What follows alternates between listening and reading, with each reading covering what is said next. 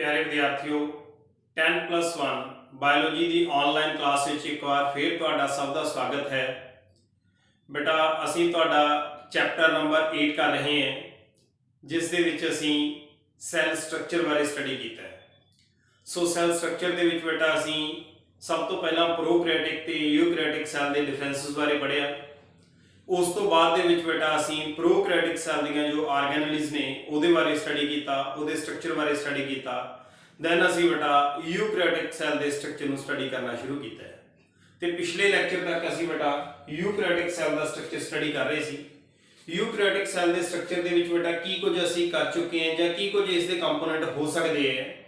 इस बेटा असी इस जिहड़ियां सैल आर्गेनलीज ने उन्होंने वन बाय वन स्टडी करना शुरू किया।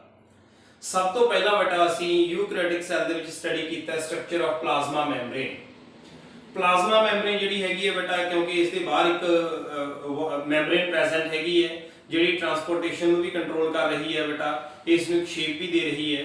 इस तो बाद दे विच बेटा असी इस प्लाज्मा मैम्ब्रेन का स्ट्रक्चर स्टडी किया, इसका फ्लूइड मोज़ाइक मॉडल स्टडी किया जिहदे विच असी देखा कि किस तरीके नाल यह एक मोज़ाइक है जिहदे विच कार्बोहाइड्रेट्स हैगे ने, प्रोटीन्स हैगे ने, लिपिड्स हैगे ने ते दैन यह फ्लूइड फॉर्म दे विच हैगे, दी फ्लूइडिटी बारे स्टडी किया। इन दैन नैक्सट बेटा असी सैल दे विच सैल वॉल नूं स्टडी किया। सैल वॉल जिहड़ी हैगी है बेटा किस तरीके नाल यह प्राइमरी सैकेंडरी वॉल है ते किवें सैल नूं एक प्रॉपर शेप दे रही है बेटा, that is the structure of cell wall असी वो स्टडी कर चुके हैं। नैक्सट बेटा सैल वॉल तो बाद दे विच जो इंपोर्टेंट ऑर्गेनली जो इंपोर्टेंट पार्ट बेटा सैल दा हैगा दैट इज एंडोमैम्ब्रेन सिस्टम। एंडोमैम्ब्रेन सिस्टम एक सिस्टम है बेटा जिहड़ा मैम्ब्रेन बाउंड है जिहदे विच बेटा एंडोप्लाज्मिक रेटिकुलम आ जाता है, गोल्जी अपरेटस आ जाता है, लाइसोसोम्स आ जाते हैं जिन्होंने सुसाइडल बैग्स भी कहने हैं ते दैन इस दे विच वैक्यूल्स भी आ जाते हैं। वैक्यूल्स नूं लैके भी एक गल जिहड़ी हैगी बेटा इंपोर्टेंट है कि वो प्लांट सैल दे विच जिहड़े वैक्यूल्स हैगे ने वो एक वड्डा सेंट्रल वैक्यूल प्रेजेंट है ते यूकैरियोटिक सैल दे विच बहुत ज़्यादा वैक्यूल्स जिहड़े वो प्रेजेंट होंदे हैं। दैन बेटा इस बारे स्टडी करन तो बाद दे विच नैक्सट अपने कोले जिहड़ा स्ट्रक्चर इस सैल दे विच इंपोर्टेंट ऑर्गेनली प्रेजेंट है that is mitochondria. Mitochondria is also known as power house of the cell. जिन्नी भी सैल दी बेटा रेस्पिरेटरी एक्टिविटी हो रही है जिहदे विच असीं की है बेटा कोई एनर्जी जिहड़ी हैगी वो लै रहे हैं, सैल जिहड़ा लै रहे हैं वो सब एनर्जी बेटा कित्थे आउणी है, वो सब जिहड़े प्रोसैसेस रेस्पिरेशन दे कित्थे होने हैं वो माइटोकॉन्ड्रिया दे विच ही होने ने। दैट्स वाई माइटोकॉन्ड्रिया जिहड़ा हैगा बेटा this is also known as power house of the cell. Then mitochondria तो बाद दे विच सैल दा जो नैक्सट इंपॉर्टेंट ऑर्गेनली है दैट इज प्लास्टिड्स। प्लास्टिड्स जिहड़े हैगे ने बेटा जिन्हां दे विच क्लोरोप्लास्ट, क्रोमोप्लास्ट, ल्यूकोप्लास्ट ये आ जाते हैं। यह बेटा जिहड़े सैल दे विच जिवें क्लोरोप्लास्ट है प्रोटीन फोटोसिंथेसिस का काम करता है। सो ये प्लास्टिड्स जिहड़े हैगे ने ये भी ऑब्वियसली गल है कि ये प्लांट सैल दे विच प्रेजेंट होणगे and this will be absent in animal cell. इस तो नैक्सट सैल दे विच होर किहड़ा इंपॉर्टेंट ऑर्गेनली है that is ribosomes. Ribosomes are present in both prokaryotic cell as well as eukaryotic cell, but दोनों का डिफरेंस है। प्रोकैरियोटिक सैल का जिहड़ा राइबोसोम है वो 70S है ते यूकैरियोटिक सैल का वो 80S है। नैक्सट लैक्चर दे विच बेटा पूरा एक्सप्लेन किया हुआ है कि 70S 80S की है। इस तो बाद दे विच बेटा अपने कोले नैक्सट जिहड़ा ऑर्गेनली है दैट इज साइटोस्केलेटन। सैल का पूरा जिहड़ा स्केलेटन सैल नूं दे रहा है उसनूं असीं की बोलते हैं बेटा साइटोस्केलेटन। नैक्सट इंपोर्टेंट ऑर्गेनली जिहड़ा सैल नूं मूवमेंट प्रोवाइड कर रहा है that is cilia and flagella. Cilia and flagella तो बाद दे विच जिहड़ा नैक्सट बेटा अपने कोल है सेंट्रोसोम एंड सेंट्रियोल्स। सेंट्रियोल्स जिहड़े माइटोटिक स्पिंडल भी बनाउंदे ने। सो ये जिहड़े हैगे ने बेसल बॉडी का पार्ट भी ने जितों सिलिया ते फ्लैजिला इमर्ज हो रहे हैं। एंड दैन सैल दे विच बेटा कुछ माइक्रो बॉडीज प्रेजेंट होंदियां ने and in the end cell का सब तो ज़्यादा important part that is nucleus.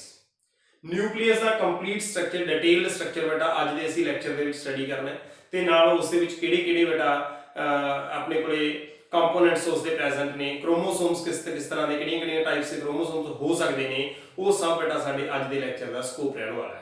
सो ये सारियां बेटा सैल दीयां अलग-अलग ऑर्गेनलीज हैगियां ने। इन्हां ऑर्गेनलीज दे विचों बेटा असीं पहलियां 4 जिहड़ियां हैगियां ने वो हुण तक स्टडी कर चुके हैं। नैक्सट बेटा जिहड़े हैगे ने वो अज दे लैक्चर दे विच असीं हुण स्टडी करन वाले हैं। सो जिहड़े स्टूडेंट्स ने हले तक बेटा पहला वाले लैक्चर नहीं वेखे, इसके चैप्टर के पार्ट 1 2 3 आ चुके हैं। अज पार्ट 4 बेटा इस चैप्टर का फाइनल लैक्चर है, तो सारे स्टूडेंट्स पहला वाले लैक्चरस भी ध्यान नाल देखो। उस तो बाद दे विच बेटा कंटिन्यूटी बनाउण दे लई फोर्थ पार्ट नूं तुसीं देखना है। सो बेटा हुण असीं स्टार्ट कर रहे हैं साडा अज दा topic some important organelles of the cell.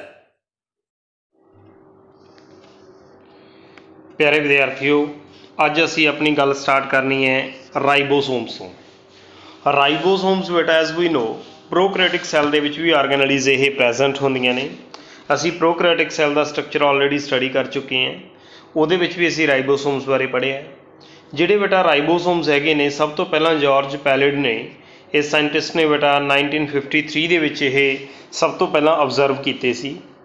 उस तो बाद दे विच इस दे स्ट्रक्चर दियां होर ज़्यादा सानू डिटेल्स का पता लग्या and we came to know कि ये नॉन मैंबरनस ग्रैनुलर स्ट्रक्चर्स हैगे ने, जिहड़े बेटा दो चीज़ों के बने होंदे ने। एक तो इन्हां च हैगा RNA ते दूसरा की है बेटा proteins. So RNA ribonucleic acid है। RNA as we have already explain कि यह 3 तरह का बेटा RNA साडी बॉडी दे विच साडे सैलां दे विच हुंदा है। एक हुंदा बेटा rRNA, एक हुंदा tRNA, एक हुंदा mRNA। ਇਹਦੇ ਵਿੱਚ ਜਿਹੜਾ rRNA ਹੈਗਾ बेटा ਰਾਈਬੋਸੋਮਲ RNA है, मतलब कि ਰਾਈਬੋਸੋਮਸ इस RNA ਦੇ ਹੀ ਬਣੇ ਹੁੰਦੇ ਨੇ। ਇਹ ट्रांसफर RNA है, प्रोटीन सिंथेसिस ਕੰਮ ਆਉਂਦਾ है। ਇਹ मैसेंजर RNA ਜਿਹੜਾ कि DNA ਤੋਂ मैसेज लैके न्यूक्लियस ਤੋਂ बाहर ਆਉਂਦਾ है ਤੇ साइटोप्लाज्म तक मैसेज लैके ਆਉਂਦਾ है। सो ਇਹਦਾ मतलब ਜਿਹੜੇ ਰਾਈਬੋਸੋਮਸ ਨੇ ਉਹ ਕਾਦੇ ਬਣੇ ਹੋਏ ਨੇ बेटा, ਉਹ ਬਣੇ ਹੋਏ ਹੈਗੇ ਨੇ ਸਾਡੇ ਕੋਲੇ ਰਾਈਬੋਨਿਊਕਲਿਕ ਐਸਿਡ ਦੇ ਤੇ प्रोटीन्स ਦੇ। ਤੇ ਜਿਹੜਾ ਰਾਈਬੋਨਿਊਕਲਿਕ ਐਸਿਡ RNA ਕਿਹੜਾ RNA ਹੋ ਗਿਆ स्पैसीफिकली दिस इज़ rRNA। सो ये बेटा अपने को राइबोसोम्स है ने जोड़े फ्री फॉर्म के पे ने, as well as these are attach to endoplasmic reticulum. असी बेटा दसिया सी कि बेस्ड ऑन दिस कि एंडोप्लाज्मिक रेटिकुलम के उत्ते राइबोसोम्स प्रेजेंट है कि नहीं। ये रफ एंडोप्लाज्मिक रेटिकुलम या स्मूथ एंडोप्लाज्मिक रेटिकुलम हो सकता है। If ribosomes are present then this is rough, जे राइबोसोम्स नहीं है बेटा then this is smooth endoplasmic reticulum. Then बेटा जिहड़े राइबोसोम्स हैगे ने ये 2 यूनिट्स से बने होंदे ने। इन्हां दे विच एक लार्ज यूनिट हुंदी है तो एक स्मॉल यूनिट हुंदी है। ये बेटा जिहड़ी लार्ज ते स्मॉल यूनिट्स अलग अलग होंदियां ने, but at the time of protein synthesis, जदों प्रोटीन सिंथेसिस करनी है, प्रोटीन सिंथेसिस के टाइम ते दोनों यूनिट्स एक दूजे नाल कंबाइन कर जांदियां ने। जिहड़ी बेटा अपने कोले लार्ज यूनिट हैगी है this is 60S, smaller unit is 40S। But जिहड़ा ये अपने को बन गया दोनों के कंबाइन करने नाल this is not 100S, this is 80S। ये S की है बेटा, ये इन्हां दी सैडीमेंटेशन रेट नूं दर्शाउंदा है कि ये जिहड़ा हैगा बेसिकली की हुंदा, इसनूं असीं स्वेडबर्ग्स यूनिट भी बोल दिंदे हैं। तो स्वेडबर्ग यूनिट जिहड़ी हैगी है बेटा, स्वेडबर्ग यूनिट ये एक्चुअली किन्नी है 80S जिहड़ी हैगी है। ਜਿਹੜੇ ਆਪਣੇ ਕੋਲੇ ਹੁੰਦੇ ਨੇ ਪ੍ਰੋਕੈਰੀਓਟਿਕ, ਉਹਨਾਂ ਦੇ ਵਿੱਚ ਕੀ ਹੁੰਦੀ ਹੈ ਬੇਟਾ ਇਹ 70S ਹੁੰਦੀ ਹੈ। ਇਹ ਅਸਲ ਦੇ ਵਿੱਚ ਬੇਟਾ ਇਹਨਾਂ ਦੀ ਡੈਂਸਿਟੀ ਤੇ ਇਹਨਾਂ ਦੀ ਸਾਈਜ਼ ਦੇ ਅਕੋਰਡਿੰਗਲੀ ਹੁੰਦਾ ਹੈ। ਸੋ ਡੈਂਸਿਟੀ ਤੇ ਸਾਈਜ਼ ਦੇ ਅਕੋਰਡਿੰਗਲੀ ਜਿਹੜਾ ਹੈਗਾ ਆਪਣੇ ਕੋਲੇ ਇਹ 70S ਜਾਂ 80S ਰਾਈਬੋਸੋਮਸ ਹੋ ਸਕਦੇ ਨੇ। ਯੂਕੈਰੀਓਟਿਕ ਸੈੱਲ ਦੇ ਵਿੱਚ ਬੇਟਾ 80S ਹੁੰਦਾ ਹੈ ਤੇ ਪ੍ਰੋਕੈਰੀਓਟਿਕ ਸੈੱਲ ਦੇ ਵਿੱਚ 70S ਹੁੰਦਾ ਹੈ। ਤੇ ਜਿਹੜਾ 70S ਹੁੰਦਾ ਉਹਦੀਆਂ ਵੀ 2 ਯੂਨਿਟਸ ਹੁੰਦੀਆਂ ਨੇ, ਉਹ ਹੁੰਦੀਆਂ 50S ਤੇ 30S। ਤੇ ਜਿਹੜਾ 80S ਹੈ ਇਹਦੀਆਂ 2 ਯੂਨਿਟਸ ਨੇ 40S ਐਂਡ 60S। सो ये बेटा अपने को आ गया राइबोसोम का जोड़ा है वो स्ट्रक्चर बारे दसिया होया। इस तो बाद राइबोसोम तो बाद बेटा असीं नैक्सट ऑर्गेनल वल मूव करते हैं, दैट इज़ साइटोस्कैल्टन। साइटोस्कैल्टन की है बेटा, जिमें सैल है, सैल दे विच ना एक स्कैल्टन की है साडा सपोर्ट फ्रेमवर्क है। जिमें साडी बॉडी दे विच स्कैल्टन है ना अंदर, वो स्कैल्टन साडी बॉडी नूं एक जिहड़ी हैगी शेप प्रोवाइड करता है। बिल्कुल उस तरीके दे नाल ही सैल दे अंदर भी बेटा जिहड़ा हैगा स्कैल्टन हुंदा है, जिहड़ा साइटोप्लाज्म दे विच बेटा प्रेजेंट हुंदा है। ये असल दे विच फिलामेंटस प्रोटीनस स्ट्रक्चर है। फिलामेंट्स का बनया हुआ स्ट्रक्चर है, जिमें ये अपर लेयर होगी, ये लोअर होगी मैंब्रेन, इन्हां दे विचकार जिहड़ा आह फिलामेंटस स्ट्रक्चर सारा बनया होया है। ये सारा की है ये इस सैल का की आ गया साइटोस्कैल्टन आ जाता है। सो ये करता की है फिर इस सैल में देखो मैकेनिकल सपोर्ट प्रोवाइड करता है। इस डायग्राम तो बहुत क्लीयर है कि किमें मैकेनिकल सपोर्ट प्रोवाइड कर रहे हैं, motility and maintenance of the shape of the cell. Cell की एक शेप मेनटेन करने दे विच भी यह साइटोस्कैल्टन हैल्प करता है। इस तो बाद दे विच बेटा साडे कोले जिहड़ा नैक्सट इंपॉर्टेंट पार्ट हैगा सैल का, that is cilia and flagella. Cilia ਤੇ ਫਲੈਜਲਾ ਬੇਟਾ ਕੀ ਨੇ, ਇਹ ਸੈੱਲ ਤੋਂ ਨਿਕਲਣ ਵਾਲੀਆਂ ਆਊਟਗਰੋਥਸ ਹੈਗੀਆਂ ਨੇ, ਹੇਅਰ ਲਾਈਕ ਆਊਟਗਰੋਥਸ ਹੈਗੀਆਂ ਨੇ। ਸੋ ਇਹ ਨਾ ਸੈੱਲ ਦੇ ਬਾਹਰ ਜਿਵੇਂ ਛੋਟੇ ਛੋਟੇ ਅਸੀਂ ਇਹ ਗੱਲ ਕਹਿ ਸਕਦੇ ਹਾਂ ਕਿ ਜਿਵੇਂ ਸੈੱਲ ਹੈ, ਸੈੱਲ ਦੇ ਬਾਹਰ ਛੋਟੇ ਛੋਟੇ ਜਿਹੜੇ ਸਿਲੀਆ ਲੱਗੇ ਹੁੰਦੇ ਨੇ, ਇਹ ਸੈੱਲ ਦੀ ਮੂਵਮੈਂਟ 'ਚ ਹੈਲਪ ਕਰਦੇ ਹੈ।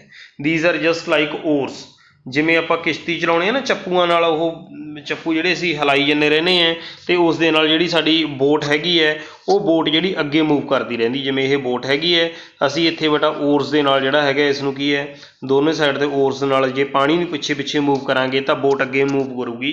ਬਿਲਕੁਲ ਉਸੇ ਤਰੀਕੇ ਨਾਲ ਹੀ ਜਿਹੜੇ ਸਿਲੀਆ ਨੇ, ਫਲੈਜਲਾ ਹੈਗੇ ਨੇ ਜਿਹੜਾ ਬੇਟਾ ਇਹ ਕੀ ਨੇ, ਸਮਾਲ ਸਟਰਕਚਰਸ ਹੈਗੇ ਨੇ, ਅਤੇ ਸਿਲੀਆ ਜਿਹੜੇ ਹੈਗੇ ਨੇ they work like oars causing the movement of either the cell or surrounding fluid. Cell ਨੂੰ ਅੱਗੇ ਮੂਵ ਕਰਨਗੇ ਅਤੇ ਸਰਾਊਂਡਿੰਗ ਫਲੂਇਡ ਨੂੰ ਪਿੱਛੇ ਮੂਵ ਕਰਨਗੇ। ਸੋ ਇਸ ਤਰੀਕੇ ਨਾਲ ਇਹ ਆਪਣੇ ਕੋਲ ਆ ਗਿਆ ਗੱਲ ਸਿਲੀਆ ਦੀ। ਇਸ ਤੋਂ ਬਾਅਦ ਦੇ ਵਿੱਚ ਬੇਟਾ ਜੇ ਅਸੀਂ ਗੱਲ ਕਰੀਏ ਫਲੈਜਲਾ ਦੀ, ਫਲੈਜਲਾ ਜਿਹੜੀ ਹੈਗੀ ਹੈ ਬੇਟਾ ਇਹ ਵੱਡੀ ਹੁੰਦੀ ਹੈ, ਇਹ ਸੈੱਲ ਦੀ ਮੂਵਮੈਂਟ ਵਾਸਤੇ ਰਿਸਪੋਂਸੀਬਲ ਹੈਗੀ ਹੈ। ਪ੍ਰੋਕੈਰੀਓਟਸ ਦੇ ਵਿੱਚ ਵੀ ਫਲੈਜਲਾ ਪੜ੍ਹੀ ਸੀ ਅਸੀਂ, ਯੂਕੈਰੀਓਟਸ ਦੇ ਵਿੱਚ ਵੀ ਫਲੈਜਲਾ ਪੜ੍ਹੀ ਹੈ। ਦੋਨਾਂ 'ਚ ਫਲੈਜਲਾ ਹੁੰਦਾ ਹੈ, ਪ੍ਰੋਕੈਰੀਓਟਸ ਦੇ ਵਿੱਚ ਵੀ ਯੂਕੈਰੀਓਟਸ ਦੇ ਵਿੱਚ ਵੀ, ਬਟ ਦੋਨਾਂ ਦੇ ਫਲੈਜਲਾ ਦਾ ਡਿਫਰੈਂਸ ਹੈ। ਅਸੀਂ ਵੇਖੋ ਬੇਟਾ ਪ੍ਰੋਕੈਰੀਓਟਸ ਦੇ ਵਿੱਚ ਬੈਕਟੀਰੀਆ ਦੇ ਵਿੱਚ ਜਿਹੜਾ ਹੈਗਾ ਅਸੀਂ ਦੇਖਿਆ ਸੀ ਕਿ ਬੈਕਟੀਰੀਆ ਦੇ ਵਿੱਚ ਫਲੈਜਲਾ ਪ੍ਰੈਜ਼ੈਂਟ ਹੈ। ਬਿਲਕੁਲ ਉਸੇ ਤਰੀਕੇ ਨਾਲ ਯੂਕੈਰੀਓਟਿਕ ਸੈੱਲ ਦੇ ਵਿੱਚ ਵੀ ਅਸੀਂ ਦੇਖਾਂਗੇ ਕਿ ਫਲੈਜਲਾ ਪ੍ਰੈਜ਼ੈਂਟ ਹੈ, ਬਟ ਦੋਨੋਂ ਸਟਰਕਚਰਲ ਪੁਆਇੰਟ ਆਫ ਵਿਊ ਤੋਂ ਡਿਫਰੈਂਟ ਨੇ। ਕਿਵੇਂ ਡਿਫਰੈਂਟ ਨੇ ਬੇਟਾ, ਉਹ ਅਸੀਂ ਸਕਰੀਨ ਦੇ ਉੱਤੇ ਹੁਣ ਤੁਸੀਂ ਵੇਖ ਸਕਦੇ ਹੋ, ਇਸ ਸਲਾਈਡ ਤੋਂ ਪੜ੍ਹਾਂਗੇ। ਇੱਕ ਬੇਟਾ ਤੁਸੀਂ ਸਾਰੇ ਸਟੂਡੈਂਟਸ ਹੋਰ ਧਿਆਨ ਦੇ ਵਿੱਚ ਰੱਖੋ ਕਿ ਜਦੋਂ ਤੁਸੀਂ ਇਸ ਲੈਕਚਰ ਨੂੰ ਸੁਣ ਰਹੇ ਹੋ ਤਾਂ ਨਾਲ ਨਾਲ ਤੁਹਾਡੇ ਕੋਲ ਜਿਹੜੀ NCERT ਦੀ ਬੁੱਕ ਹੈਗੀ ਹੈ ਉਹ ਬੁੱਕ ਖੁੱਲ੍ਹੀ ਹੋਣੀ ਚਾਹੀਦੀ ਹੈ, ਕਿਉਂਕਿ ਜਿੰਨੀਆਂ ਵੀ ਬੇਟਾ ਇੱਥੇ ਟੈਕਸਟ ਲਿਖਿਆ ਹੋਇਆ ਹੈ ਬਿਲਕੁਲ ਐਜ਼ ਸੱਚ ਤੁਹਾਡੀ ਕਾਪੀ ਬੁੱਕ ਨੋਟਬੁੱਕ ਤੁਹਾਡੀ ਬੁੱਕ ਦੇ ਵਿੱਚੋਂ ਲਿਆ ਹੋਇਆ ਹੈ। ਇਸ ਕਰਕੇ ਨਾਲ ਨਾਲ ਬੁੱਕ ਪੜ੍ਹਦੇ ਜਾਓ। ਜਿਹੜੀਆਂ ਜਿਹੜੀਆਂ ਇੰਪੋਰਟੈਂਟ ਲਾਈਨਾਂ ਨੇ ਮੈਂ ਸਿਰਫ ਉਹੀ ਕੱਢ ਕੇ ਇੱਥੇ ਲਿਖੀਆਂ ਨੇ ਅਤੇ ਇਹਨਾਂ ਨੂੰ ਆਪਣੀ ਬੁੱਕ ਦੇ ਵਿੱਚ ਅੰਡਰਲਾਈਨ ਕਰਦੇ ਜਾਣਾ। ਹੁਣ ਬੇਟਾ ਫਲੈਜਲਾ ਦਾ ਜੋ ਇਲੈਕਟ੍ਰੋਨ ਮਾਈਕਰੋਸਕੋਪਿਕ ਸਟਰਕਚਰ ਹੈ, ਉਸ ਸਟਰਕਚਰ ਨੂੰ ਧਿਆਨ ਨਾਲ ਵੇਖਣ ਤੋਂ ਪਤਾ ਲੱਗਦਾ ਹੈ ਕਿ ਸਿਲੀਆ ਚਾਹੇ ਦੀ ਫਲੈਜਲਾ ਦੋਨਾਂ ਦਾ ਬੇਟਾ ਸਟਰਕਚਰ ਜਿਹੜਾ ਹੈਗਾ ਉਹ ਸੇਮ ਹੈ। ਇਹਨਾਂ ਦੇ ਸਟਰਕਚਰ ਦੇ ਵਿੱਚ ਬੇਟਾ ਸਭ ਤੋਂ ਬਾਹਰ ਇੱਕ ਮੈਂਬਰੇਨ ਹੈਗੀ ਹੈ ਜਿਸ ਨੂੰ ਅਸੀਂ ਪਲਾਜ਼ਮਾ ਮੈਂਬਰੇਨ ਬੋਲਦੇ ਹਾਂ। ਸੋ ਇਹ ਪਲਾਜ਼ਮਾ ਮੈਂਬਰੇਨ ਨਾਲ ਕਵਰਡ ਹੈਗੀ ਹੈ ਅਤੇ ਇਸ ਦੀ ਜਿਹੜੀ ਕੋਰ ਹੈ ਬੇਟਾ ਸੈਂਟਰਲ ਕੋਰ ਹੈਗੀ ਹੈ, ਇਸ ਕੋਰ ਨੂੰ ਅਸੀਂ ਕੀ ਬੋਲਦੇ ਹਾਂ, ਐਗਜ਼ੋਨੀਮ। ਸੋ ਆ ਜਿਹੜੀ ਸਾਰੀ ਸੈਂਟਰਲ ਕੋਰ ਆ ਗਈ, ਇਹ ਸਾਰੇ ਨੂੰ ਅਸੀਂ ਕੀ ਬੋਲਾਂਗੇ ਬੇਟਾ, ਐਗਜ਼ੋਨੀਮ ਬੋਲਾਂਗੇ। ਹੁਣ ਜਿਹੜਾ ਤਾਂ ਪਲਾਜ਼ਮਾ ਮੈਂਬਰੇਨ ਹੈ ਉਹਦਾ ਸਟਰਕਚਰ ਤਾਂ ਅਸੀਂ ਸਟੱਡੀ ਕੀਤਾ ਹੋਇਆ, ਸਾਨੂੰ ਪਤਾ ਕਿਹੋ ਜਿਹਾ ਸਟਰਕਚਰ ਹੁੰਦਾ ਹੈ। ਅਤੇ ਜੋ ਬੇਟਾ ਐਗਜ਼ੋਨੀਮ ਹੈ, ਸੈਂਟਰਲ ਕੋਰ ਹੈਗੀ ਹੈ, ਇਸ ਦੇ ਵਿੱਚ ਪ੍ਰੈਜ਼ੈਂਟ ਹੁੰਦੇ ਨੇ ਮਾਈਕਰੋਟੈਬਿਊਲਸ। ਹੁਣ ਜਿਹੜੇ ਮਾਈਕਰੋਟੈਬਿਊਲਸ ਇਹਦੇ ਵਿੱਚ ਪ੍ਰੈਜ਼ੈਂਟ ਨੇ ਬੇਟਾ ਉਹ ਦੋ ਤਰ੍ਹਾਂ ਦੇ ਨੇ। ਇੱਕ ਪੈਰੀਫਰਲ ਮਾਈਕਰੋਟੈਬਿਊਲਸ ਨੇ ਜਿਹੜੇ ਇਸ ਦੀ ਪੈਰੀਫਰੀ ਦੇ ਉੱਤੇ ਪ੍ਰੈਜ਼ੈਂਟ ਨੇ, ਅਤੇ ਇੱਕ ਹੈਗੇ ਨੇ ਬੇਟਾ ਦੂਸਰੇ ਸੈਂਟਰਲ ਮਾਈਕਰੋਟੈਬਿਊਲਸ ਜਿਹੜੇ ਸੈਂਟਰ ਦੇ ਵਿੱਚ ਪ੍ਰੈਜ਼ੈਂਟ ਨੇ। ਹੁਣ ਤੁਸੀਂ ਧਿਆਨ ਨਾਲ ਵੇਖੋ ਕਿ ਪੈਰੀਫਰਲ ਮਾਈਕਰੋਟੈਬਿਊਲ ਅਤੇ ਸੈਂਟਰਲ ਮਾਈਕਰੋਟੈਬਿਊਲਸ ਦਾ ਫਰਕ ਹੈ।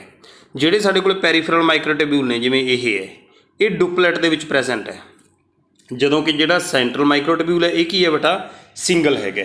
ਇਹਦਾ ਮਤਲਬ ਅਸੀਂ ਇਹਨਾਂ ਨੂੰ ਸੈਂਟਰ ਵਾਲਿਆਂ ਨੂੰ ਇਹ ਨਹੀਂ ਮੰਨਣਾ ਵੀ ਆਹ ਡਬਲੈਟ ਹੈ ਇੱਕ, ਇਹ ਦੋ ਸਿੰਗਲੈਟ ਹੈਗੇ ਨੇ। ਸੋ ਜੇ ਅਸੀਂ ਪੈਰੀਫਰੀ 'ਤੇ ਗਿਣੀਏ, ਦਿਸ ਇਜ਼ 1 2 3 4 5 6 7 8 ਐਂਡ 9। ਸੋ 9 ਮਾਈਕਰੋਟੈਬਿਊਲ ਜਿਹੜੇ ਡਬਲੈਟ ਹੈਗੇ ਨੇ ਉਹ ਤਾਂ ਬੇਟਾ ਪ੍ਰੈਜ਼ੈਂਟ ਨੇ ਪੈਰੀਫਰੀ 'ਤੇ, ਅਤੇ 2 ਮਾਈਕਰੋਟੈਬਿਊਲ ਜਿਹੜੇ ਹੈਗੇ ਨੇ ਬੇਟਾ 1 ਐਂਡ 2 ਇਹ ਕਿੱਥੇ ਪ੍ਰੈਜ਼ੈਂਟ ਨੇ, ਸੈਂਟਰ ਦੇ ਵਿੱਚ। ਸੋ ਇਸ ਅਰੇਂਜਮੈਂਟ ਨੂੰ ਅਸੀਂ 9+2 ਐਰੇ ਜਾਂ 9+2 ਅਰੇਂਜਮੈਂਟ ਬੋਲਦੇ ਹਾਂ, ਜਿਸ ਅਰੇਂਜਮੈਂਟ ਦੇ ਵਿੱਚ ਇਹ ਪ੍ਰੈਜ਼ੈਂਟ ਹੁੰਦੇ ਨੇ। ਹੁਣ ਬੇਟਾ ਜਿਹੜਾ ਇਹ 9+2 ਅਰੇਂਜਮੈਂਟ ਹੈਗਾ, ਇਸ ਅਰੇਂਜਮੈਂਟ ਦੇ ਵਿੱਚ ਹੋਰ ਧਿਆਨ ਰੱਖਣ ਵਾਲੀ ਗੱਲ ਇਹ ਹੈ ਕਿ ਜਿਹੜੇ ਦੋ ਸੈਂਟਰਲ ਮਾਈਕਰੋਟੈਬਿਊਲ ਹੈਗੇ ਨੇ ਇਹਨਾਂ ਦੇ ਬਾਹਰ ਬੇਟਾ ਇੱਕ ਸ਼ੀਥ ਪਈ ਹੈ ਜਿਸ ਨੂੰ ਅਸੀਂ ਕੀ ਬੋਲਦੇ ਹਾਂ, ਸੈਂਟਰਲ ਸ਼ੀਥ। ਜਿਹੜੀ ਹੁਣ ਸੈਂਟਰਲ ਸ਼ੀਥ ਹੈਗੀ ਹੈ, ਤੁਸੀਂ ਦੇਖੋ ਧਿਆਨ ਨਾਲ ਕਿ ਜਿਹੜੇ ਆਪਣੇ ਕੋਲੇ ਪੈਰੀਫਰਲ ਮਾਈਕਰੋਟੈਬਿਊਲਸ ਨੇ ਇਹ ਸਾਰੇ ਪੈਰੀਫਰਲ ਮਾਈਕਰੋਟੈਬਿਊਲਸ ਇਸ ਸੈਂਟਰਲ ਸ਼ੀਥ ਦੇ ਨਾਲ ਅਟੈਚਡ ਹੈਗੇ ਨੇ। ਜਿਸ ਸਟਰਕਚਰ ਦੇ ਥਰੂ ਇਹ ਸੈਂਟਰਲ ਸ਼ੀਥ ਦੇ ਨਾਲ ਲੱਗੇ ਹੋਏ ਆ ਬੇਟਾ ਉਸ ਨੂੰ ਅਸੀਂ ਕੀ ਬੋਲਦੇ ਹਾਂ, ਰੇਡੀਅਲ ਸਪੋਕ। ਹੁਣ ਕਿਉਂਕਿ ਸਾਡੇ ਕੋਲ 9 ਪੈਰੀਫਰਲ ਮਾਈਕਰੋਟੈਬਿਊਲਸ ਹੈਗੇ ਨੇ, ਇਹਦਾ ਮਤਲਬ ਰੇਡੀਅਲ ਸਪੋਕਸ ਕਿੰਨੀਆਂ ਹੋਣਗੀਆਂ, ਉਹ ਵੀ 9 ਹੋਣਗੀਆਂ। ਦੂਸਰੀ ਗੱਲ, ਜਿਹੜੇ ਆਪਣੇ ਕੋਲੇ ਪੈਰੀਫਰਲ ਮਾਈਕਰੋਟੈਬਿਊਲਸ ਨੇ ਤੁਸੀਂ ਉਹਨਾਂ ਨੂੰ ਵੀ ਫਰਦਰ ਧਿਆਨ ਨਾਲ ਵੇਖੋ ਕਿ ਜਿਵੇਂ ਇਹ ਇੱਕ ਪੈਰੀਫਰਲ ਮਾਈਕਰੋਟੈਬਿਊਲ ਹੈ, ਇਸ ਤੋਂ ਨੈਕਸਟ ਹੈਗਾ ਬੇਟਾ ਇਹ ਦੋਨੋਂ ਵੀ ਆਪਸ ਦੇ ਵਿੱਚ ਅਟੈਚਡ ਹੈਗੇ ਨੇ। ਕਿਹਦੇ ਨਾਲ ਬੇਟਾ, ਲਿੰਕਰਸ ਦੇ ਨਾਲ। ਸੋ ਲਿੰਕਰਸ ਦੇ ਨਾਲ ਇੱਕ ਦੂਜੇ ਨਾਲ ਇਹ ਕਨੈਕਟਡ ਹੈਗੇ ਨੇ। ਸੋ ਇਸ ਤਰੀਕੇ ਨਾਲ ਬੇਟਾ ਇਹ ਆਪਣੇ ਕੋਲੇ ਸਿਲੀਆ ਅਤੇ ਫਲੈਜਲਾ ਦਾ ਸਟਰਕਚਰ ਹੈਗਾ, ਜਿਸ ਸਟਰਕਚਰ ਨੂੰ ਅਸੀਂ ਬੋਲਦੇ ਹਾਂ ਬੇਟਾ 9+2 arrangement. 9 peripheral two central microtubules. Central microtubule single ने, ये डबलैट ने।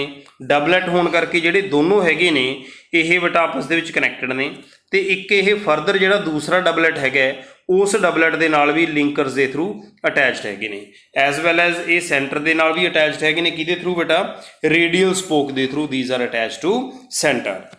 ਹੁਣ ਜਿਹੜੇ ਬੇਟਾ ਆਪਣੇ ਕੋਲੇ ਸਿਲੀਆ ਤੇ ਫਲੈਜਲਾ ਜਿਹੜੇ ਹੁੰਦੇ ਨੇ ਦੋਨੋਂ ਇਹ ਇਸ ਤੋਂ ਬਾਹਰ ਆ ਰਹੇ ਆ ਸੈੱਲ ਤੋਂ। ਜਦੋਂ ਸੈੱਲ ਤੋਂ ਬਾਹਰ ਆ ਰਹੇ ਨੇ ਬੇਟਾ ਜਿਹੜੇ ਸਟਰਕਚਰ ਦੇ ਵਿੱਚੋਂ ਨਿਕਲ ਰਹੇ ਆ ਉਹਨਾਂ ਨੂੰ ਅਸੀਂ ਕੀ ਬੋਲਦੇ ਹਾਂ? ਬੇਸਲ ਬਾਡੀ ਬੋਲਦੇ ਹਾਂ। ਸੋ ਇਹ ਸੀ ਬੇਟਾ ਸਟਰਕਚਰ ਸਿਲੀਆ ਤੇ ਫਲੈਜਲਾ ਦਾ।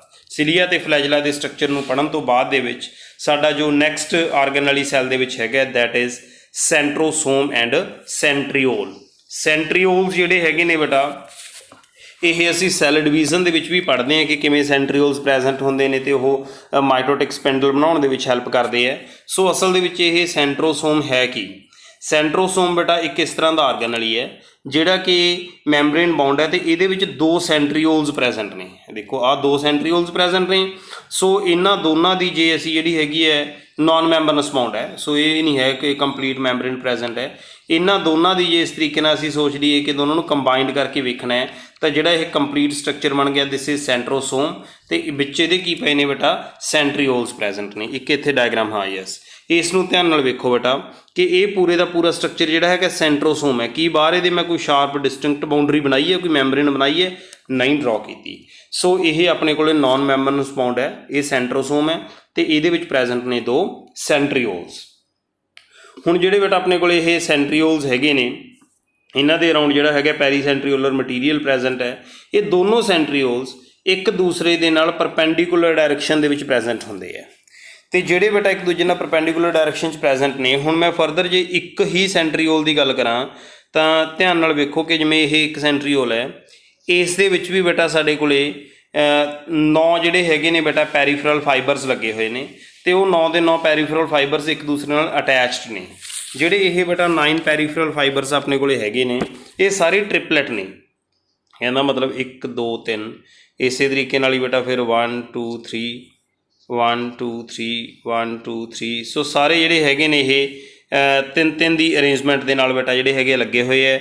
ਸੋ 1 2 3 4 ਇਸ ਤਰੀਕੇ ਨਾਲ ਕਰਕੇ 9 ਹੈਗੇ ਨੇ ਤੇ 9 ਜਿਹੜੇ ਹੈਗੇ ਨੇ ਬੇਟਾ ਆਪਣੇ ਕੋਲੇ ਈਵਨਲੀ ਸਪੇਸਡ ਜਿਹੜੇ ਪੈਰੀਫਰਲ ਫਾਈਬਰਲਸ ਪਏ ਨੇ ਟਿਊਬੂਲਨ ਪਏ ਹੈਗੇ ਨੇ ਇਹਨਾਂ ਦੇ ਕੰਬੀਨੇਸ਼ਨ ਨਾਲ ਬਣਦਾ ਬੇਟਾ ਸੈਂਟਰੀਓਲ। ਤੇ ਹਰ ਇੱਕ ਪੈਰੀਫਰਲ ਫਾਈਬਰਲ ਕੀ ਹੈ ਬੇਟਾ? ਦਿਸ ਇਜ਼ ਟ੍ਰਿਪਲੈਟ ਤੇ ਇੱਕ ਟ੍ਰਿਪਲੈਟ ਐਡਜੈਸੈਂਟ ਟ੍ਰਿਪਲੈਟ ਦੇ ਨਾਲ ਕੀ ਹੈ ਬੇਟਾ? ਉਹ ਅਟੈਚਡ ਹੈਗਾ।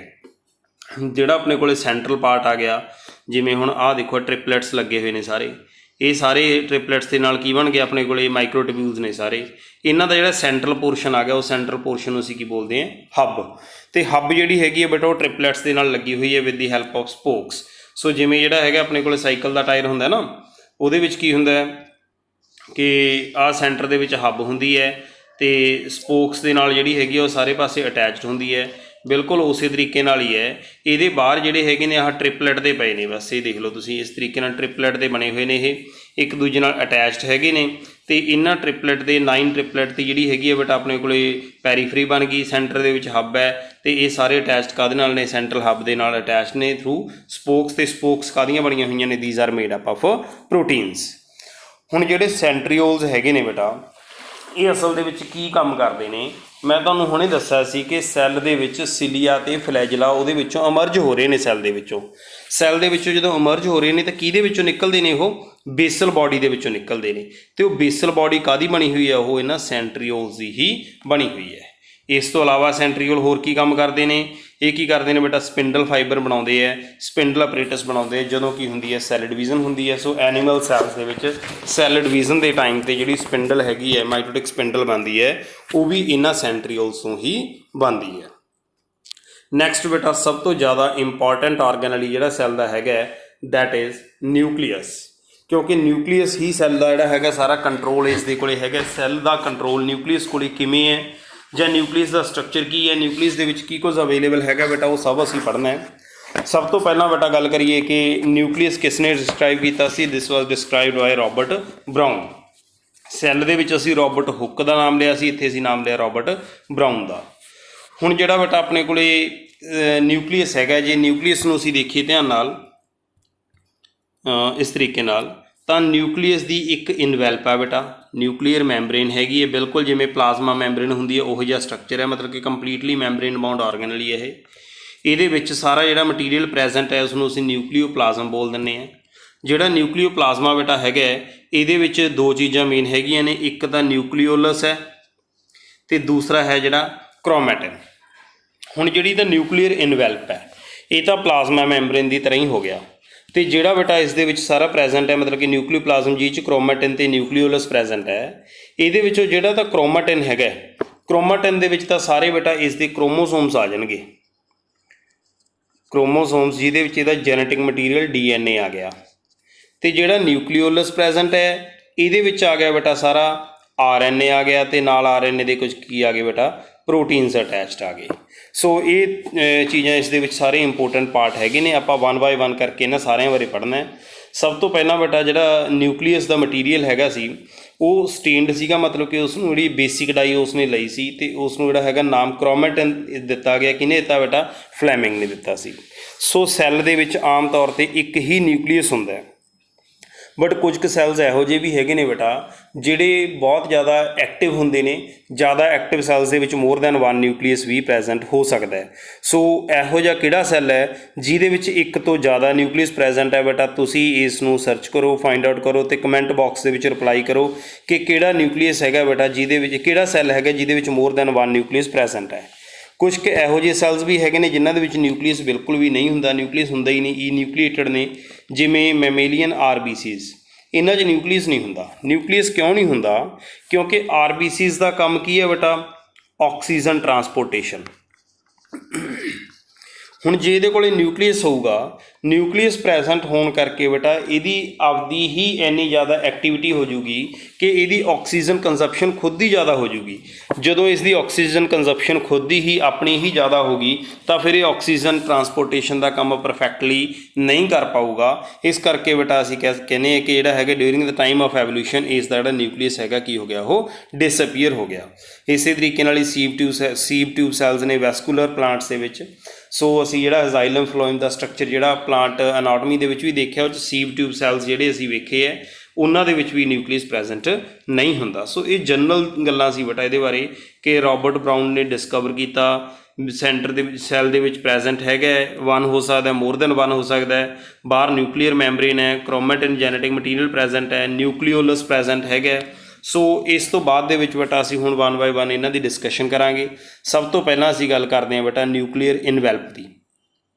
ਨਿਊਕਲੀਅਰ ਇਨਵੈਲਪ ਜਿਹੜੀ ਹੈਗੀ ਹੈ ਬੇਟਾ ਡਬਲ ਲੇਅਰ ਹੈ, ਇਹ ਡਬਲ ਮੈਂਬਰੇਨ ਬਾਉਂਡ ਆਰਗੇਨਲ ਹੀ ਹੈ। ਇਹਨਾਂ ਦੋਨਾਂ ਦੇ ਵਿਚਕਾਰ ਜਿਹੜੀ ਆਊਟਰ ਤੇ ਇਨਰ ਨਿਊਕਲੀਅਰ ਮੈਂਬਰੇਨ, ਇਹਨਾਂ ਦੇ ਵਿਚਕਾਰ ਦੀ ਜਿਹੜੀ ਸਪੇਸ ਹੈਗੀ ਹੈ 10 to 15 ਨੈਨੋਮੀਟਰ ਹੈ, ਤੇ ਇਸ ਨੂੰ ਅਸੀਂ ਪੈਰੀ ਨਿਊਕਲੀਅਰ ਸਪੇਸ ਬੋਲਦੇ ਹਾਂ। ਸੋ ਇਹ ਕੀ ਹੈ ਬੇਟਾ? ਨਿਊਕਲੀਅਸ ਤੇ ਸਾਈਟੋਪਲਾਜ਼ਮ, ਜਿਵੇਂ ਆਪਣੇ ਕੋਲ ਇਹ ਨਿਊਕਲੀਅਸ ਆ ਗਿਆ ਤੇ ਬਾਹਰ ਇਸ ਦਾ ਸੈੱਲ ਦਾ ਸਾਈਟੋਪਲਾਜ਼ਮ ਆ ਗਿਆ, ਉਹਨਾਂ ਦੋਨਾਂ ਦੇ ਵਿਚਕਾਰ ਜਿਹੜਾ ਨਿਊਕਲੀਅਸ ਤੇ ਸਾਈਟੋਪਲਾਜ਼ਮ ਦੇ ਵਿਚਕਾਰ ਜਿਹੜੀ ਹੈਗੀ ਹੈ ਬੇਟਾ ਐਕਸਚੇਂਜ ਆਫ ਮਟੀਰੀਅਲ ਹੋਣਾ ਹੈ, ਜਾਂ ਉਹਦੇ ਵਿੱਚ ਬੈਰੀਅਰ ਦਾ ਕੰਮ ਹੈ ਸੋ ਦੈਟ ਜੈਨੇਟਿਕ ਮਟੀਰੀਅਲ ਬਾਹਰ ਨਾ ਜਾ ਸਕੇ। ਉਹ ਸਾਰਾ ਕੰਮ ਕਿਸ ਨੇ ਕਰਨਾ ਬੇਟਾ? ਉਹ ਨਿਊਕਲੀਅਰ ਇਨਵੈਲਪ ਨੇ ਕਰਨਾ ਹੈ। ਜਿਹੜੀ ਇਸ ਦੀ ਆਊਟਰ ਲੇਅਰ ਹੈ, ਹੁਣ ਮੈਂ ਤੁਹਾਨੂੰ ਦੱਸਿਆ ਕਿ ਦੋ ਹੈ, ਇੱਕ ਇਨਰ ਤੇ ਇੱਕ ਆਊਟਰ। ਇੱਥੋਂ ਧਿਆਨ ਨਾਲ ਦੇਖੋ ਡਾਇਗਰਾਮ ਨੂੰ, ਇਸ ਜਗ੍ਹਾ ਤੋਂ ਜਿਹੜੀ ਆਊਟਰ ਲੇਅਰ ਹੈਗੀ ਹੈ ਬੇਟਾ, ਇਹ ਦੇਖੋ ਇਹ ਇਨਰ ਲੇਅਰ ਆ ਗਈ, ਇਹ ਆਊਟਰ ਲੇਅਰ ਹੈ। ਆਊਟਰ ਲੇਅਰ ਇੱਥੇ ਆ ਕੇ ਬੇਟਾ ਜਿਹੜੀ ਕੰਟੀਨਿਊ ਹੋ ਗਈ ਕਿਹਦੇ ਨਾਲ ਬੇਟਾ? ਐਂਡੋਪਲਾਜ਼ਮਿਕ ਰੈਟੀਕੂਲਮ ਨਾਲ। ਦੇਖੋ ਇੱਥੇ ਇਹੀ ਚੀਜ਼ ਦਿਖਾਈ ਹੋਈ ਹੈ ਨਾ ਕਿ ਦਿਸ ਇਜ਼ ਕੰਟੀਨਿਊ ਵਿਦ ਐਂਡੋਪਲਾਜ਼ਮਿਕ ਰੈਟੀਕੂਲਮ, ਤੇ ਇਹਦੇ ਉੱਤੇ ਰਾਈਬੋਸੋਮਸ ਵੀ ਪ੍ਰੈਜ਼ੈਂਟ ਹੋ ਸਕਦੇ ਨੇ ਕਿਉਂਕਿ ਐਂਡੋਪਲਾਜ਼ਮਿਕ ਰੈਟੀਕੂਲਮ ਤੇ ਪ੍ਰੈਜ਼ੈਂਟ ਨੇ, ਇਸ ਕਰਕੇ ਆਊਟਰ ਮੈਂਬਰੇਨ ਦੇ ਉੱਤੇ ਵੀ ਪ੍ਰੈਜ਼ੈਂਟ ਹੋ ਸਕਦੇ ਹੈ। ਨਿਊਕਲੀਅਰ ਇਨਵੈਲਪ ਦੇ ਵਿੱਚ ਇਸ ਤੋਂ ਇਲਾਵਾ ਬੇਟਾ ਕੁਝ ਕੁ ਮਿਨਿਊਟ ਪੋਰਸ ਵੀ ਪ੍ਰੈਜ਼ੈਂਟ ਹੈਗੇ ਨੇ। ਸੋ ਇਹ ਬੇਟਾ ਕੀ ਹੁੰਦਾ ਇਸ ਦੇ ਨਾਲ ਕੀ ਹੈ? ਜਿਹੜਾ RNA ਦਾ ਐਕਸਚੇਂਜ ਹੁੰਦਾ ਕਿਉਂਕਿ DNA ਇਹਦੇ ਵਿੱਚ ਪ੍ਰੈਜ਼ੈਂਟ ਹੈ ਬੇਟਾ। ਹੁਣ ਹੁੰਦਾ ਕੀ ਹੈ, ਸੈੱਲ ਦੇ ਵਿੱਚ ਸਾਰਾ ਕੰਟਰੋਲ ਕਿਸ ਤਰੀਕੇ ਨਾਲ ਚੱਲਦਾ ਹੈ? ਸੈੱਲ ਦੇ ਵਿੱਚ ਬੇਟਾ ਨਿਊਕਲੀਅਸ ਦੇ ਵਿੱਚ ਹੁੰਦਾ DNA ਨੇ ਅਲਟੀਮੇਟਲੀ ਸਾਈਟੋਪਲਾਜ਼ਮ ਦੇ ਵਿੱਚ ਹੋ ਰਹੀ ਪ੍ਰੋਟੀਨ ਸਿੰਥਸਿਸ ਨੂੰ ਕੰਟਰੋਲ ਕਰਨਾ ਹੈ। ਹੁਣ ਜਿਹੜੀ ਇਹ ਪ੍ਰੋਟੀਨ ਸਿੰਥਸਿਸ ਹੋ ਰਹੀ ਹੈ ਕਿੱਥੇ ਹੋ ਰਹੀ ਹੈ? This is in cytoplasm. ਤੇ DNA ਕਿੱਥੇ ਪ੍ਰੈਜ਼ੈਂਟ ਹੈ ਬੇਟਾ? ਇਹ ਨਿਊਕਲੀਅਸ 'ਚ ਹੈ। ਹੁਣ ਜਦੋਂ DNA ਨੇ ਪ੍ਰੋਟੀਨ ਸਿੰਥਸਿਸ ਨੂੰ ਕੰਟਰੋਲ ਕਰਨਾ ਹੈ, ਉਹਦੇ ਲਈ ਜਾਂ ਤਾਂ DNA ਨੂੰ ਸਾਈਟੋਪਲਾਜ਼ਮ ਦੇ ਵਿੱਚ ਜਾਣਾ ਪਊਗਾ, but this is not possible. DNA ਕਦੇ ਵੀ ਬਾਹਰ ਨਹੀਂ ਜਾਂਦਾ। ਤਾਂ DNA ਕੀ ਕਰਦਾ ਹੈ? DNA ਆਪਣੇ ਤੋਂ mRNA ਬਣਾਉਂਦਾ ਹੈ, ਮੈਸੇਂਜਰ RNA ਤੇ ਆਪਣਾ ਸਾਰਾ ਮੈਸੇਜ mRNA ਨੂੰ ਦੇ ਦਿੰਦਾ ਵੀ ਭਾਈ ਤੂੰ ਬਾਹਰ ਜਾਣਾ ਹੈ ਤੇ ਇਹੋ ਜਿਹੇ ਪ੍ਰੋਟੀਨ ਸਿੰਥੇਸਿਸ ਕਰਨੀ ਹੈ। ਤਾਂ ਹੁਣ mRNA ਜਿਹੜਾ ਹੈਗਾ ਉਹਦੀ ਟਰਾਂਸਪੋਰਟੇਸ਼ਨ ਹੋਣੀ ਹੈ, ਉਹ ਨਿਊਕਲੀਅਸ ਤੋਂ ਸਾਈਟੋਪਲਾਜ਼ਮ ਤੱਕ ਮੂਵ ਕਰ ਰਿਹਾ। ਕੌਣ ਮੂਵ ਕਰ ਰਿਹਾ ਹੈ? mRNA। ਉਸ ਦੀ ਟਰਾਂਸਪੋਰਟੇਸ਼ਨ ਦੀ ਗੱਲ ਕੀਤੀ ਹੈ ਕਿ ਉਸ ਦੀ ਮੂਵਮੈਂਟ ਦੇ ਲਈ ਕਿ RNA ਜਿਹੜਾ ਹੈਗਾ ਉਸ ਤੋਂ ਬਾਹਰ ਆ ਕੇ ਕੰਟਰੋਲ ਕਰ ਸਕੇ, ਉਸ ਦੇ ਲਈ ਬੇਟਾ ਇਸ ਦੇ ਵਿੱਚ ਜਿਹੜੇ ਮਿਨਿਊਟ ਪੋਰਸ ਜਿਹੜੇ ਹੈਗੇ ਨੇ ਉਹ ਇਸ ਦੇ ਵਿੱਚ ਪ੍ਰੈਜ਼ੈਂਟ ਹੈਗੇ ਆ। ਇਹੀ ਚੀਜ਼ ਇਸ ਦੇ ਵਿੱਚ ਦਿੱਤੀ ਹੋਈ ਹੈ। Nuclear envelope has minute pores formed by fusion of two membranes. So ਇਹ ਕੀ ਕਰਦੇ ਨੇ? ਮੂਵਮੈਂਟ ਆਫ RNA ਤੇ ਪ੍ਰੋਟੀਨ ਦੀ movement between nucleus and cytoplasm ਉਸ ਨੂੰ ਬੇਟਾ ਕੰਟਰੋਲ ਕਰਦੇ ਆ। ਹੁਣ ਇਸ ਤੋਂ ਬਾਅਦ 'ਚ ਨਿਊਕਲੀਅਰ ਇਨਵੈਲਪ ਤੋਂ ਬਾਅਦ 'ਚ ਬਾਕੀ ਜਿਹੜਾ ਅੰਦਰ ਮਟੀਰੀਅਲ ਹੈ ਕਲਰਡ ਮਟੀਰੀਅਲ ਦੈਟ ਇਜ਼ ਕ੍ਰੋਮੈਟਿਨ। ਸੋ ਇਹ ਨਿਊਕਲੀਓ ਪ੍ਰੋਟੀਨ ਫਾਈਬਰਸ ਦਾ ਬਣਿਆ ਹੋਇਆ। ਇਹਦੇ ਵਿੱਚ ਬੇਟਾ ਮੇਨਲੀ ਹੈ DNA ਤੇ DNA ਤੋਂ ਇਲਾਵਾ ਇਸ ਦੇ ਵਿੱਚ ਪ੍ਰੈਜ਼ੈਂਟ ਨੇ ਪ੍ਰੋਟੀਨਸ। ਜਿਹੜੇ ਪ੍ਰੋਟੀਨਸ ਪ੍ਰੈਜ਼ੈਂਟ ਨੇ ਬੇਟਾ ਉਹਨਾਂ ਨੂੰ ਅਸੀਂ ਮੇਨਲੀ ਬੋਲਦੇ ਹਾਂ ਹਿਸਟੋਨ ਪ੍ਰੋਟੀਨਸ। ਕੁਝ ਕੇਸ ਦੇ ਵਿੱਚ ਨੋਨ ਹਿਸਟੋਨ ਪ੍ਰੋਟੀਨ ਵੀ ਹੋ ਸਕਦੇ ਨੇ ਤੇ ਬਾਕੀ ਕੀ ਹੋਊਗਾ ਬੇਟਾ ਇਹ RNA। ਤਾਂ ਹੁਣ ਇਹ DNA ਇਸ ਦੇ ਵਿੱਚ ਪ੍ਰੈਜ਼ੈਂਟ ਹੈ। ਬਟ ਬੇਟਾ ਕੀ ਹੋਊਗਾ ਜਿਵੇਂ ਜਿਵੇਂ ਸੈੱਲ ਡਿਵੀਜ਼ਨ ਹੋਊਗੀ, ਅਸੀਂ ਨਾ ਅਗਲਾ ਚੈਪਟਰ ਜਿਹੜਾ ਹੈਗਾ ਦੇਖਾਂਗੇ ਉਸ ਦੇ ਵਿੱਚ ਸੈੱਲ ਡਿਵੀਜ਼ਨ ਵੇਖਾਂਗੇ। ਉਹ 'ਚ ਅਸੀਂ ਦੇਖਾਂਗੇ ਕਿ ਜੈਨੇਟਿਕ ਮਟੀਰੀਅਲ ਪਹਿਲਾਂ ਥਰੈਡ ਲਾਈਕ ਸਟਰਕਚਰ 'ਚ ਪ੍ਰੈਜ਼ੈਂਟ ਹੈ, ਉਹਨੂੰ ਅਸੀਂ ਕ੍ਰੋਮੈਟਿਨ ਬੋਲ ਦਿੰਦੇ। ਜਿਵੇਂ ਇੱਥੇ ਪ੍ਰੈਜ਼ੈਂਟ ਹੈ ਇਸ ਦਾ ਬਿਲਕੁਲ ਵੀ ਸਾਨੂੰ ਪਤਾ ਨਹੀਂ ਲੱਗਦਾ ਕਿ ਕੀ ਕ੍ਰੋਮੋਸੋਮਸ ਨੇ, ਕਿੰਨੇ ਕ੍ਰੋਮੋਸੋਮਸ ਹੈਗੇ ਨੇ। ਬਟ ਬੇਟਾ ਕੀ ਹੁੰਦਾ ਹੈ ਜਿਵੇਂ ਜਿਵੇਂ ਸੈੱਲ ਡਿਵੀਜ਼ਨ ਹੁੰਦੀ ਹੈ ਤਾਂ ਸੈੱਲ ਡਿਵੀਜ਼ਨ ਦੀਆਂ ਅਲੱਗ-ਅਲੱਗ ਸਟੇਜਸ ਦੇ ਵਿੱਚ ਜਿਹੜੇ ਕ੍ਰੋਮੋਸੋਮਸ ਹੈਗੇ ਨੇ ਉਹ ਆਪਣੀ ਪ੍ਰੋਪਰ ਸ਼ੇਪ ਲੈ ਲੈਂਦੇ ਆ। ਤਾਂ ਇਹੀ ਜੈਨੇਟਿਕ ਮਟੀਰੀਅਲ ਜਿਹੜਾ ਕ੍ਰੋਮੈਟਿਨ ਹੈਗਾ ਇਹ ਕ੍ਰੋਮੋਸੋਮਸ ਦੀ ਫਾਰਮ ਦੇ ਵਿੱਚ ਬੇਟਾ ਪ੍ਰੋਪਰ ਸ਼ੇਪ ਲੈ ਲੂਗਾ। ਕਦੋਂ ਲਊਗਾ ਬੇਟਾ? ਇਹ ਜਦੋਂ ਸੈੱਲ ਡਿਵੀਜ਼ਨ ਹੋਊਗੀ। ਸੈੱਲ ਡਿਵੀਜ਼ਨ ਦੇ ਵਿੱਚ ਬੇਟਾ ਅਲੱਗ-ਅਲੱਗ ਸਟੇਜਸ ਹੁੰਦੀਆਂ ਨੇ, ਫਿਰ ਉਹਨਾਂ ਸਟੇਜਸ ਦੇ ਅਕੋਰਡਿੰਗਲੀ ਇਹ ਆਪਣੀ ਸ਼ੇਪ ਲੈ ਲੈਂਦੇ ਨੇ ਤੇ ਇਹ ਬੇਟਾ ਜਿਹੜੇ ਹੈਗੇ ਨੇ ਆਪਣੇ ਕੋਲ ਫਿਰ ਬਣ ਜਾਂਦੇ ਨੇ ਕ੍ਰੋਮੋਸੋਮਸ। ਨੈਕਸਟ ਬੇਟਾ ਆਪਣੇ ਕੋਲ ਆ ਜਾਂਦਾ ਹੈ ਨਿਊਕਲੀਓਲਸ। ਹੁਣ ਨਿਊਕਲੀਓਲਸ ਜਿਹੜਾ ਹੈਗਾ ਨਿਊਕਲੀਅਸ ਦੇ ਵਿੱਚ ਇੱਥੇ ਪਿਆ। ਇਹ ਨਹੀਂ ਹੈਗਾ ਕਿ ਜਿਵੇਂ ਮੈਂ ਇਹਦੇ ਉੱਤੇ ਡਰਾ ਕਰਤੀ ਵੀ ਐਵੇਂ ਕੋਈ ਮੈਂਬਰੇਨ ਪ੍ਰੈਜ਼ੈਂਟ ਹੈ। ਨੋ, ਇਹੋ ਜਿਹੀ ਕੋਈ ਵੀ ਮੈਂਬਰੇਨ ਪ੍ਰੈਜ਼ੈਂਟ ਇਸ ਦੇ ਉੱਤੇ ਨਹੀਂ ਹੈਗੀ। ਅਸਲ ਦੇ ਵਿੱਚ ਤਾਂ ਇਹ ਨਿਊਕਲੀਅਸ ਦਾ ਹੀ ਪ੍ਰੈਜ਼ੈਂਟ ਹੈ, ਪਾਰਟ ਹੈ। ਬਟ ਨਿਊਕਲੀਅਸ ਦੇ ਵਿੱਚ ਜਿੱਥੇ RNA ਥੋੜ੍ਹਾ ਜਿਹਾ ਜ਼ਿਆਦਾ ਆ ਗਿਆ, RNA ਸਿੰਥਸਿਸ ਦੀ ਐਕਟੀਵਿਟੀ ਜ਼ਿਆਦਾ ਆ ਗਈ ਰਾਈਬੋਸੋਮਲ RNA ਸਿੰਥਸਿਸ ਦੀ, ਉਸ ਨੂੰ ਅਸੀਂ ਕੀ ਕਹਿ ਦਾਂਗੇ? ਨਿਊਕਲੀਓਲਸ ਕਹਿ ਦਾਂਗੇ। ਸੋ ਇਹਦਾ ਮਤਲਬ ਜਿਹੜਾ ਨਿਊਕਲੀਓਲਸ ਹੈਗਾ ਇਹ ਕੋਈ ਸਪੈਸ਼ਲ ਇਸ ਦਾ ਜਿਹੜਾ ਹੈਗਾ ਬੇਟਾ ਕੋਈ ਇਸ ਤਰ੍ਹਾਂ ਦਾ ਪਾਰਟ ਨਹੀਂ ਹੈਗਾ ਜਿਸ ਨੂੰ ਮੈਂਬਰੇਨ ਨਾਲ ਜਿਹੜਾ ਹੈਗਾ ਅਲੱਗ ਤੋਂ ਕੀਤਾ ਹੋਵੇ। ਇਹ ਤਾਂ ਸਿਰਫ ਕੀ ਹੈ ਬੇਟਾ? It is the site for active ribosomal RNA synthesis. So ਸਿਰਫ ਜਿਹੜੀ ਹੈਗੀ ਆ RNA ਸਿੰਥਸਿਸ ਦੀ ਹੀ ਇੱਕ ਸਾਈਟ ਹੈਗੀ ਹੈ। ਦੈਨ ਆਪਾਂ ਹੁਣੇ ਗੱਲ ਕੀਤੀ ਸੀ ਕਿ ਜਿਹੜਾ ਜੈਨੇਟਿਕ ਮਟੀਰੀਅਲ ਉਹ ਕੰਡੈਂਸ ਹੋ ਜਾਂਦਾ ਇਨ ਕ੍ਰੋਮੋਸੋਮਸ। ਹੁਣ ਬੇਟਾ ਕ੍ਰੋਮੋਸੋਮਸ ਕੀ ਨੇ? ਅਸਲ ਦੇ ਵਿੱਚ ਜਿਹੜਾ ਆਪਣੇ ਕੋਲੇ DNA ਦੀ ਲੈਂਥ ਤਾਂ ਬਹੁਤ ਜ਼ਿਆਦਾ ਹੈ ਬਟ ਕ੍ਰੋਮੋਸੋਮ ਸਾਡੇ ਕੋਲੇ ਕੀ ਹੈ ਨੰਬਰ ਦੇ ਵਿੱਚ? ਅਸੀਂ ਕਹਿੰਦੇ ਕਿ 46 ਕ੍ਰੋਮੋਸੋਮਸ ਨੇ ਔਰ ਵੀ ਕੈਨ ਸੇ 23 ਪੇਅਰਸ ਕ੍ਰੋਮੋਸੋਮਸ ਦੇ ਹੈਗੇ ਨੇ ਬੇਟਾ। ਇਹ ਜਿਹੜੇ 23 ਪੇਅਰਸ ਹੈਗੇ ਨੇ ਇਹਨਾਂ ਦੇ ਵਿੱਚੋਂ 22 ਪੇਅਰਸ ਜਿਹੜੇ ਸਾਡੀ ਬਾਡੀ ਦੇ ਕਰੈਕਟਰਸ ਨੂੰ ਬੇਟਾ ਕੰਟਰੋਲ ਕਰਦੇ ਨੇ ਤੇ ਇੱਕ ਜਿਹੜਾ ਹੈਗਾ ਬੇਟਾ ਉਹ ਸੈਕਸ ਨੂੰ ਕੰਟਰੋਲ ਕਰਦਾ, ਮਤਲਬ ਕਿ ਦੈਟ ਮੇ ਬੀ XX ਔਰ ਦੈਟ ਮੇ ਬੀ XY।